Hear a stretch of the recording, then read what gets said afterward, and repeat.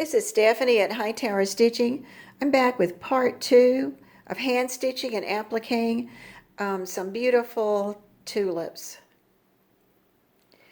I want to remind you of the things that you would need to do this project, and also that this came out of the Love of Quilting May-June 2021. And the reason I'm telling you that is because that's where you can find the templates, if you can put your hands on that, or a friend's got that magazine. And the templates were simply the petals for the flower. You had the center, which was a solid color, and then you had 2 petals, one on each side of the tulip center. Okay, I'll move those.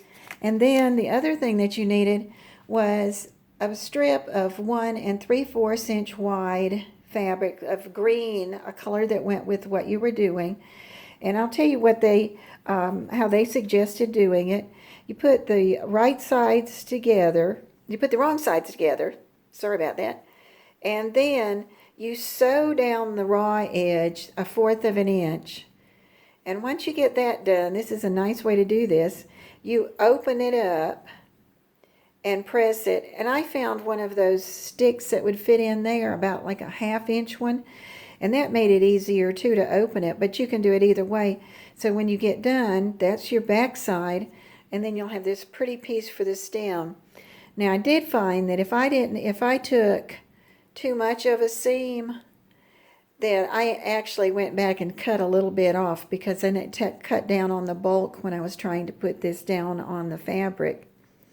And once you get that done, you're going to cut 7-inch strips to lay on this 19.5-inch piece of backing. And what I did was, it suggested making creases, and that helps to make guidelines.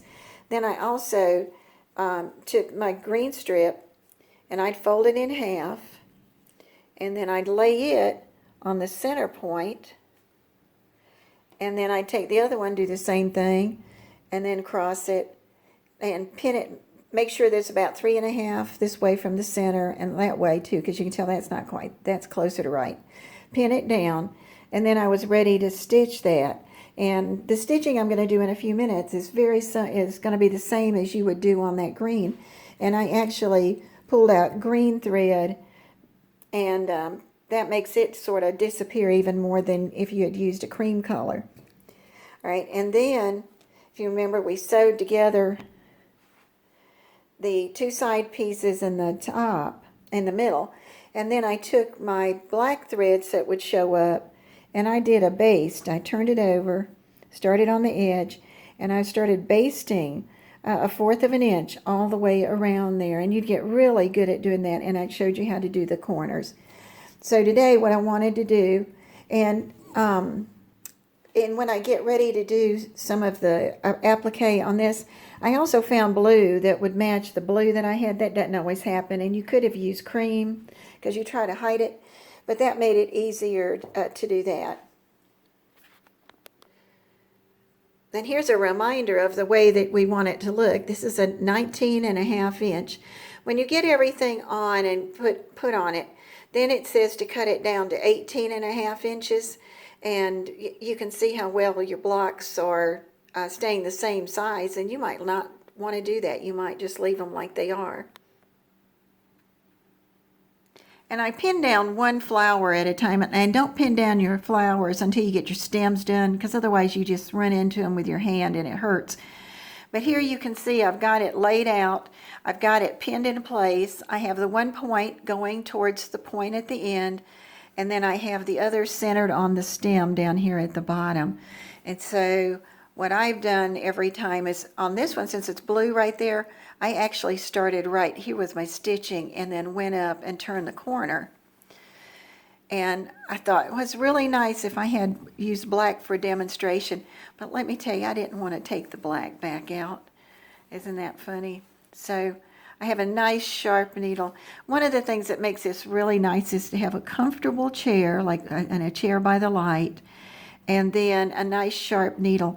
And there are applique needles, and you may have a sharp needle that you really like, that you like to work with. And because the way that I do it is I'm going to, there's my thread. I'm keep trying to find it through the camera. And I'm going to take, and I'm going to go down next to, right almost under the piece of flower. And then I'm going to bring it up with a small stitch so that it comes right out the edge of that fold. You can do a running stitch all the way around. It's just your preference of the way that you want to do it. You could do a running stitch around the top all the way around. And then you could come back and put a blanket stitch on the top or a buttonhole stitch, or you could do it on your sewing machine. This is really restful doing this by hand, though. If you're looking for something like that, the cutting out's no problem. The picking the colors is no problem. And so I'm going to come back down in again. I'm going to come a little bit underneath my flower. I'm going to turn my needle so it comes out at the edge. And you get really good at this, and you can make really small stitches, especially if you have good light. And like I said, in a sharp needle. And you've got your pieces pinned down, then they won't slide anywhere. But you can actually see, if you look real close, you can see where I've made my stitches if you look down there through the edge. And if you get too long of a stretch, I just take and knot it off in the back and then start again just to secure it, because I'm not sure that I'm going to go over the top with a sewing machine or anything. I'm just going to leave it like an applique. And so I want it to be a nice, tight stitch going in there. And other people do things, you'll see online. You can find people that will use like a school glue and will put their flower down in place. But just remember that you're going to have to take and wash your pieces or wash your quilt top when you get finished to wash that out. So I'd check on it before I did it and see what kind of things you might run into. And then just keep going all the way around. And then I'm going to do the same thing when I hit the blue at the top, except I'm going to change my thread to blue. Let's see if it goes in here. Okay, there it goes. And one thing I'm going to tell you, this is one of my tips for today, because this really got me the other day. I was in their room and I was measuring, and I was doing something long, and so I had measured it with something at like a ruler, and then I picked up one of my sewing rulers. Remember the tape, the measuring tape? And I measured, it was this 19.5-inch square. And I want you to know, there was a 1/2 inch. I don't know why you'd think that an inch was an inch, but there was a 1/2 inch difference between the first measurement with the plastic ruler and then the one doing it with the measuring tape. And so I threw the measuring tape away. I said, this is not going to work. And I thought of all the time that I sewed with it.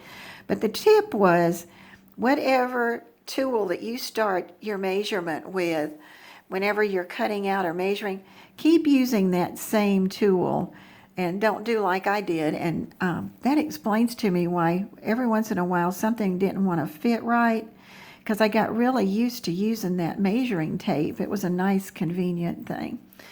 So this is Stephanie at Hightower Stitching, starting this great tulip project. If I have any things that I forgot to tell you, I'll put it in the description. If you liked this, or you think you might want to do it, or you have a comment to make, because they always help other people. It's amazing how many people read the comments and will make a comment back, especially if you have a question you want answered. Please subscribe and hit like. Thank you.